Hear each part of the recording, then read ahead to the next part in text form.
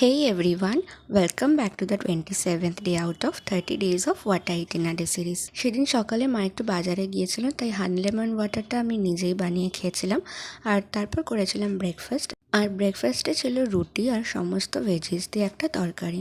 দেন খেয়েছিলাম দুটো খেজুর আর কয়েকটা পেয়ারা।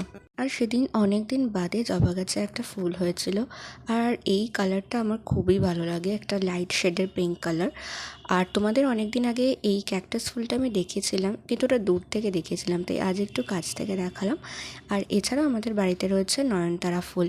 অ্যাকচুয়ালি সেভাবে গাছের যত্ন করা আমাদের খুব একটা পসিবল হয় না, বাট এই কটা ফুল গাছ তো মোটামুটি সবার বাড়িতেই থাকে।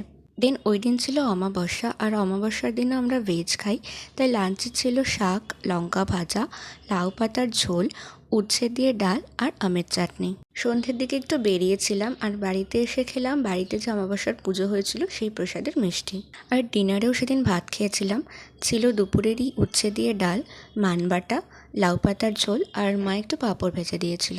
তো আজকের ভিডিওটা এইটুকুই, দেখা হচ্ছে পরের ভিডিওতে। বাই।